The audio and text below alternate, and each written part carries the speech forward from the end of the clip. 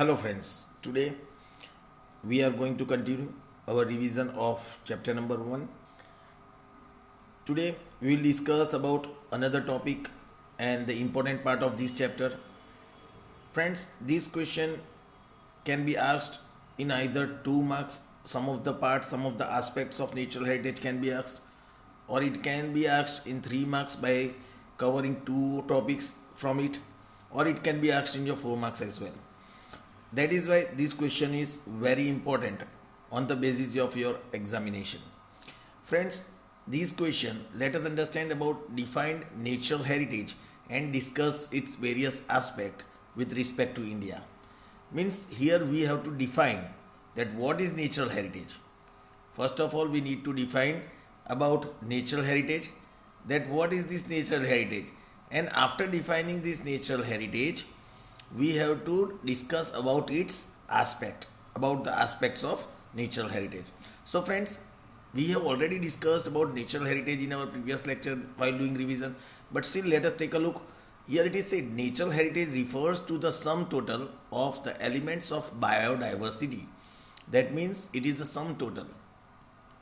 અહીંયા જ્યારે આપણે વાત કરીએ તો કહે છે કે આ બધાનું મિક્સચર છે. નેચરલ હેરિટેજ શેને રિફર કરે છે તો કહે છે કે દરેક વસ્તુનું મિક્સચર છે. બાયોડાયવર્સિટી હોય, including flora ફોના means the vegetation, animals, આ બધાનું મિક્સચર હોય.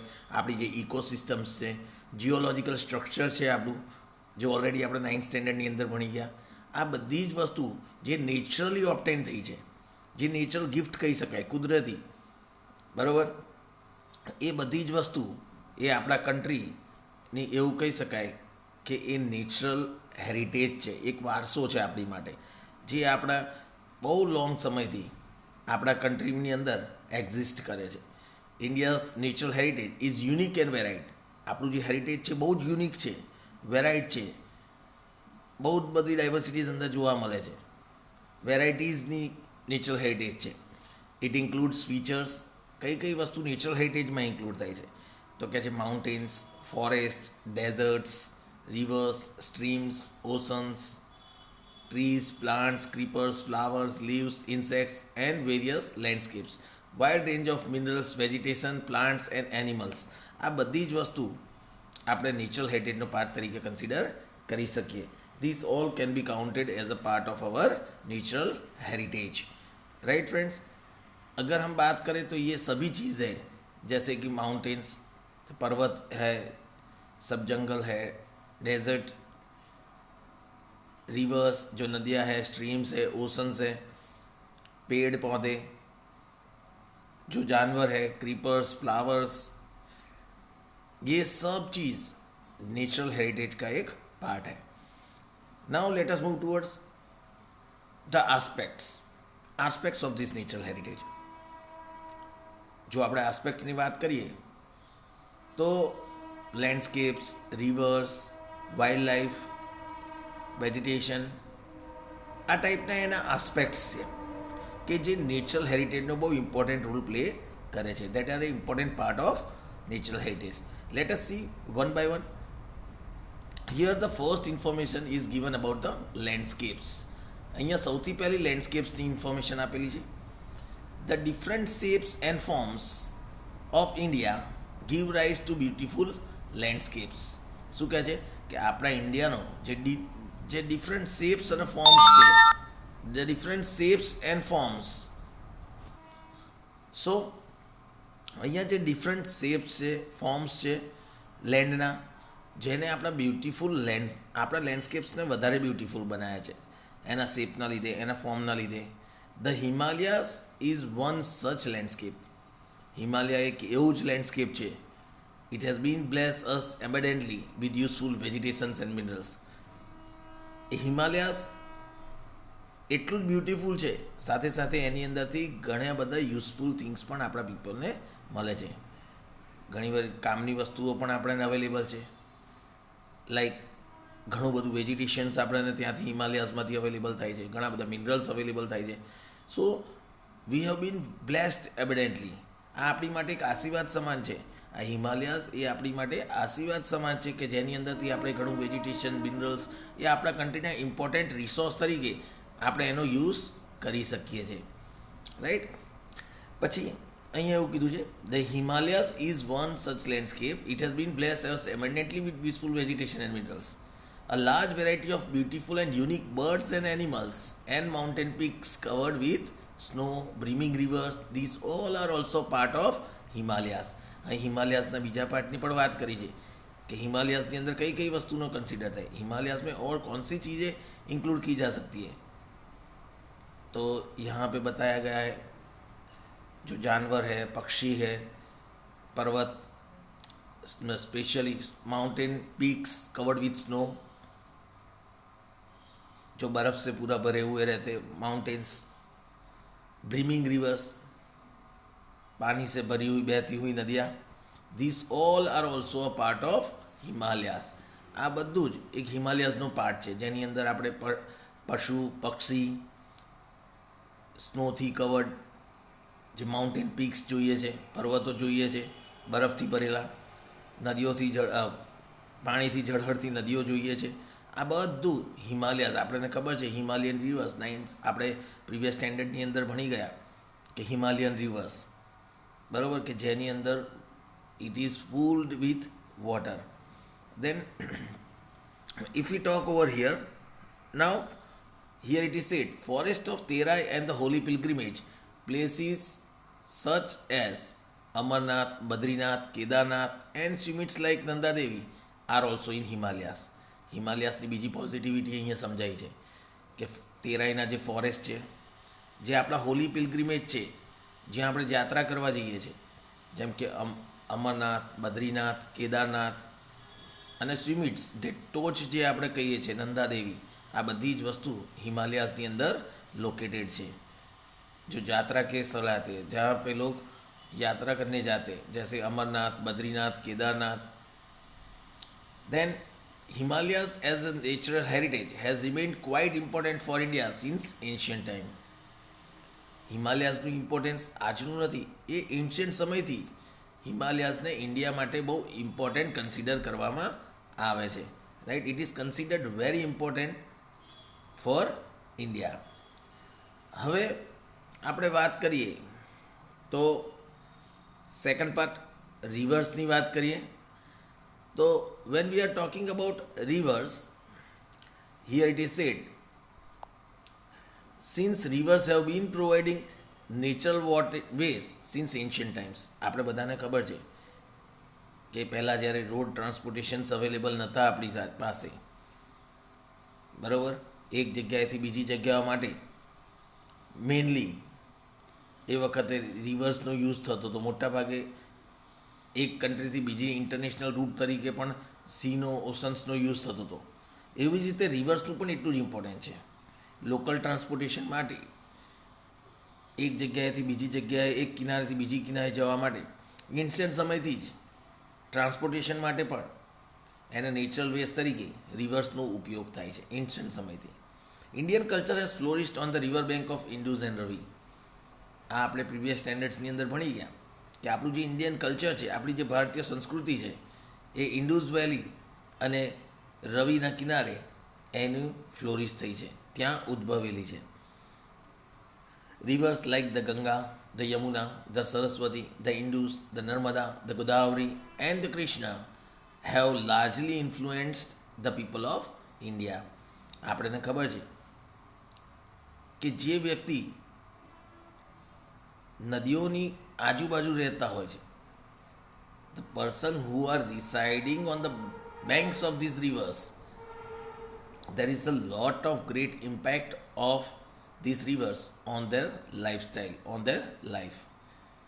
એ લોકોની લાઈફ ઉપર આનું એક ગ્રેટ ઇમ્પેક્ટ આપણને જોવા મળે છે, બરાબર. જે લોકો ગંગા રિવરની નજીક, યમુના રિવર, સરસ્વતી, ઇન્ડુસ, નર્મદા, ગોદાવરી, કૃષ્ણા, આ બધા રિવર્સની નજીકમાં રહે છે, બરાબર, એ લોકોની માટે, એ લોકોની લાઈફસ્ટાઈલથી લઈ દરેક વસ્તુની ઉપર, આ પીપલ ઉપર આ રિવર્સનું ઇન્ફ્લુઅન્સ આપણે ક્લિયરલી જોઈ શકીએ છીએ. આ રિવર્સનો બેનિફિટ્સ પણ આપણે જોઈ શકીએ છીએ. Then here it is said that rivers also works as a source of drinking water, domestic works, irrigation, producing electricity, etc. નદીઓ બીજી સે કઈ બાબતમાં કામમાં લાગે છે? તો કે છે નદીઓ પીવાના પાણી માટે, ડોમેસ્ટિક વર્ક એટલે ઘરગથ્થુ ઉપયોગ માટે, ડોમેસ્ટિક વર્ક માટે આપણને કામમાં લાગે છે, ઇરિગેશન પર્પઝ માટે, એગ્રીકલ્ચરની અંદર આપણે એનો યુઝ કરી શકીએ છીએ, પ્રોડ્યુસિંગ ઇલેક્ટ્રિસિટી એનર્જી જનરેટ કરવા માટે, ઇલેક્ટ્રિસિટી પ્રોડ્યુસ કરવા માટે આપણે રિવર્સનો ઉપયોગ કરીએ છીએ. Rivers have also help man to develop industries for making clay utensils. Ancient સમયથી જ આપણે ક્લે આર્ટ વિશે ભણી ગયા કે rivers have also help man to develop industries for making clay utensils. Clay utensils બનાવવા માટે રિવર વોટરનો મેક્સિમમ યુઝ કરવામાં આવે છે. Rivers also provided water to construct houses. Even house construct કરવા માટે પણ, ઘરો બનાવવા માટે પણ આપણને પાણીની જરૂર પડતી હોય છે. અને એ પાણી આપણને મેઇન રિવર્સમાંથી અવેલેબલ થતું હોય છે. રિવરમાંથી જે વોટર અવેલેબલ થાય છે એ રિવર વોટરનો આપણે અલગ અલગ પર્પસીસ માટે યુઝ કરીએ છીએ, જેવી રીતે ઉપર બતાવવામાં આવ્યું છે. લાઈક ઇરિગેશન માટે, ઇલેક્ટ્રિસિટી પ્રોડ્યુસ કરવા માટે, ડોમેસ્ટિક વર્ક માટે, પીવાના પાણી માટે, હાઉસ કન્સ્ટ્રક્ટ કરવા માટે, ક્લે યુટેન્સિલ્સ બનાવવા માટે. એ સિવાય પણ ઘણી બધી ઇન્ડસ્ટ્રીઝ છે જે વોટર ઉપર ડિપેન્ડન્ટ હોય છે. The landscape scenes of rivers and mountains at dawn and dusk are very fascinating. શું કહે છે? જે રિવર્સના કિનારે તમે જે સૂર્ય ઉદય અને સૂર્ય અસ્ત વખતનું જે આખું એક એન્વાયરમેન્ટ, જે માહોલ, જે એટમોસ્ફિયર ત્યાં જુઓ એ બહુ જ ફેસિનેટિંગ છે, મનમોહક છે જે કહી શકાય. તમારા મનને મોહી દે એ ટાઈપનું એનું એ વખતનું આખું એટમોસ્ફિયર ત્યાં હોય છે. They have inspired artist to creates painting. એ સૂર્ય અસ્ત અને સૂર્ય ઉદયનું જે આખું એ માહોલ હોય છે એ જોઈ અને ઘણા બધા આર્ટિસ્ટો પોતાની પેઇન્ટિંગ્સ પણ એનાથી એન્કરેજ થઈને બનાવતા હોય છે. મોન્યુમેન્ટ્સ, સ્કલ્પચર્સ, આ બધી વસ્તુ એનરીચ અવર કલ્ચર. અને આનાથી આપણું કલ્ચર વધારે ને વધારે એનરીચ થાય છે. ત્રીજો પાર્ટ કીધું છે vegetation. Vegetation Indians are nature lovers. આપણે બધાને ખબર છે કે ઇન્ડિયાની કલ્ચરની વાત કરીએ તો આપણે બધા એક નેચર લવર્સ છે, બરાબર? કુદરત પ્રેમી જેને કહેવાય. કદાચ કોઈ બીજા કન્ટ્રીની અંદર ભાગ્યે જ એવું જોવા મળતું હશે કે જ્યાં નદીઓ છે, પર્વતો છે, આ બધાની પૂજા થતી હોય. So India's are nature lovers. Love for nature can be seen in artistic work. આપણે આપણો જે આ કુદરત માટેનો જે પ્રેમ છે એ ઘણી બધી વસ્તુ દ્વારા આપણને ખબર પડે છે. ઘણા આર્ટિસ્ટ લોકોના પોતાના વર્કની અંદર. દેન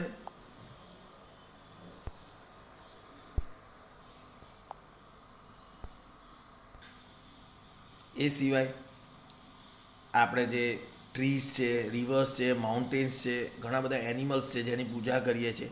આ બધા દ્વારા આપણો લવ વેજીટેશન માટે આપણે ક્લિયરલી જોઈ શકીએ છીએ. Our diverse vegetation forms an important part of our natural heritage. આપણું જે આ ડાયવર્સ વેજીટેશન છે, ઘણું બધું ડાયવર્સિટીઝવાળું, આપણે ત્યાં કોઈ એક વસ્તુ નથી મળતી, ઘણી બધી વસ્તુ એવી છે કે જેને આપણે વેજીટેશન તરીકે ઇન્ક્લુડ કરી શકીએ. Right? Our diverse vegetation forms an important part of our natural heritage. Indians worship banyan and peepal trees. આપણે બેનિયન ટ્રી, પીપલ ટ્રી છે, બેસિલ, તુલસી છે, તુલસીનું છોડ જેની રોજ આપણે પૂજા કરતા હોઈએ છીએ. ઘરની અંદર સવારે દીવબત્તી કરતા હોઈએ તુલસીના પ્લાન્ટને. સો આ બેનિયન ટ્રી, પીપલ ટ્રી, એની પણ પૂજા થતી હોય છે. પીપળાનું આપણે જે કહીએ. Then India's rich vegetation produce cereals, pulses, oil seeds, several herbs and medicinal plants, fruits and vegetables. શું કહે છે કે આપણે ત્યાં ઘણી બધી વસ્તુ પ્રોડ્યુસ થાય છે. આપણા કન્ટ્રીની અંદર એગ્રેરિયન કન્ટ્રી છે, ઘણી બધી વસ્તુ આપણે ત્યાં પ્રોડ્યુસ થાય છે. લાઈક સિરિયલ્સ, પલ્સીસ, ઓઇલ સીડ્સની વાત કરીએ જેની અંદરથી આપણને ઓઇલ અવેલેબલ થાય. ઘણા બધા હર્બ્સ, મેડિસિનલ પ્લાન્ટ્સ, જડીબુટ્ટીઓ જેને કહી શકીએ, આયુર્વેદિક પ્લાન્ટ્સ, ફ્રૂટ્સ, વેજીટેબલ્સ, શાકભાજી જેને કહી શકાય, ફળાદી કહી શકાય. આ બધી જ વસ્તુ આપણે ત્યાં ગ્રો કરવામાં આવે છે, જે આપણા વેજીટેશનનો ઇમ્પોર્ટન્ટ પાર્ટ છે. Harde, amla, baheda, aloe vera, ardusi, neem, these are some of the several medicinal plant grown in Indian vegetation. આપણા ઇન્ડિયન વેજીટેશનમાં આ ઘણા બધા એવા નામ છે કે જેનો મેડિસિન્સ તરીકે ડિફરન્ટ પ્રોબ્લેમ્સની અંદર, એનો મેડિકલ પ્રોબ્લેમ્સની અંદર આપણે યુઝ કરી શકીએ છીએ. ફ્લાવર્સ લાઈક રોઝ, લોટસ, મોગરા, ડમરો, સનફ્લાવર, ચંપા, જુઈ, જાસ્મીન, આ બધા ઘણા બધા ફ્લાવર્સ છે જે ઓવરઓલ એવું કહી શકાય કે ઇન્ડિયન્સના લાઈફ્સની અંદર ફ્રેગનેન્સ આપણી લાઈફ, આપણા જીવનને સુગંધિત બનાવે છે. આપણને ખબર છે કે જે ફૂલો છે તેનું કનેક્શન આપણા દરેકની લાઈફની અંદર ફ્રોમ બર્થ ટુ ડેથ રહ્યું છે. નાનપણથી જ કોઈ પણ સારા પ્રસંગ હોય કે ખરાબ પ્રસંગની અંદર આપણે ફૂલોનો વપરાશ કરીએ છીએ. દેવી દેવતાઓની પૂજાઓ માટે પણ ફૂલોનો વપરાશ થાય છે, બરાબર. તો કોઈ પણ પ્રસંગની અંદર ફૂલોનું ઇમ્પોર્ટન્સ રહ્યું છે.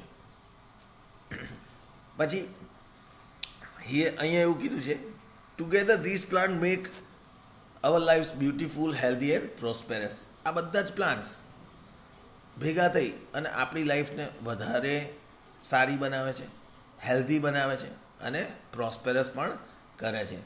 Human, animals and birds etcetera are dependent on vegetation for their food. આપણે જો આપણા માનવની વાત કરીએ, પશુ પક્ષીઓની વાત કરીએ, તો દરેક લોકો પોતાના જીવનના અસ્તિત્વ માટે આ વેજીટેશન પર ડિપેન્ડન્ટ હોય છે. हम सबका निर्भर वेजिटेशन पे ही है. अगर वेजिटेशन नहीं होगी तो शायद हम सब, मानव हो, पशु हो, पक्षी है, वो वेजिटेशन के बिना जिंदा नहीं रह सकेंगे. अवर social and religious life is greatly influenced by Indian vegetation. આપણી સામાજિક જીવન કહીએ કે આપણું ધાર્મિક જીવન કહીએ, આ દરેક વસ્તુ વેજીટેશન દ્વારા ઇફેક્ટેડ છે. છેલ્લો પાર્ટ આપણે જોઈએ તો એ છે wild life. Indians are nature lovers. જે હમણાં જ આવ્યું કે આપણે બધા નેચર્સ લવર છે. We have sympathy, care and love four animals. આપણે બધાને કોઈ પણ પશુઓ માટે પ્રેમ છે, દયા છે, બરાબર. આપણે એની ટેક કેર કરીએ છીએ. India also worship several animals. આપણા સંસ્કૃતિની અંદર આપણે ઘણા બધા પશુઓની પૂજા પણ કરતા હોઈએ છીએ. Tiger, lion, elephant, rhino, leopard, fox, bear, deer, sambar, rabbit, python, snake, mongoose, પર્કિન are some of the animals that are found in India. આ અમુક એનિમલ્સ છે જે આપણા ઇન્ડિયાની અંદર અવેલેબલ છે. India is the only place in the whole Asia to be blessed with Asian lions. આખા વર્લ્ડની અંદર ઇન્ડિયા જ એક એવું કન્ટ્રી છે કે જ્યાં આપણને એશિયન લાયન્સ જોવા મળે છે. This Lions R found in the Gir forest of Gujarat. જે આપણે ક્લિયરલી ઇન્ડિયાના ગુજરાતના ગીર ફોરેસ્ટની અંદર આપણે એશિયન લાયન્સને જોઈ શકીએ છીએ. Several birds such as tiger, peacock, crocodile, eagles et cetera. Several wild animals such as tiger, peacock, crocodile, eagles, these all animals have also been given as the status of vehicles for various gods and goddesses. આપણે આ બધા પશુ પક્ષીઓની પૂજા કેમ કરીએ છીએ તો કે છે આપણા સંસ્કૃતિની અંદર ઘણા બધા આવા પશુ પક્ષીઓ છે જે દેવી દેવતાઓના વાહન તરીકે એમની પૂજા થાય છે. જેમ કે ટાઈગર છે, પીકોક મોર છે, ક્રોકોડાઇલ છે, ઈગલ્સ છે. આ બધી આની આપણે પૂજા કરતા હોઈએ છીએ કારણ કે આ પશુ પક્ષીઓને આપણે આપણા દેવી દેવતાઓના વાહન તરીકે જાણીએ છીએ. Our love for animal can also be seen in our national એમ્બ્લેમ.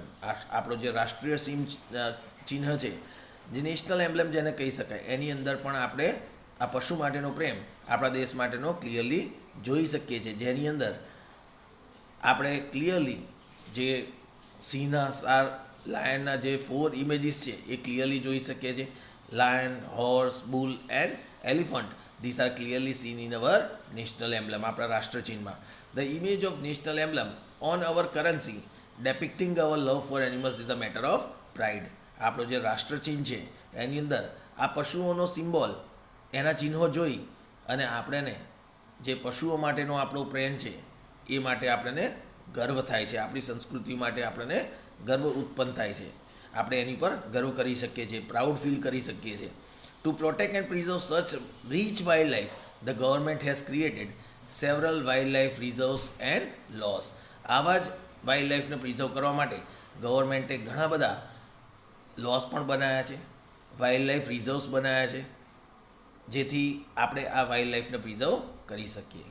So friends, આજે આપણે નેચરલ હેરિટેજ અને એના આસ્પેક્ટ્સ, જે 4 આસ્પેક્ટ્સ છે લેન્ડસ્કેપ્સ, રિવર્સ, વેજીટેશન અને વાઇલ્ડ લાઈફ તેના વિશે ડિટેલમાં ડિસ્કસ કરી.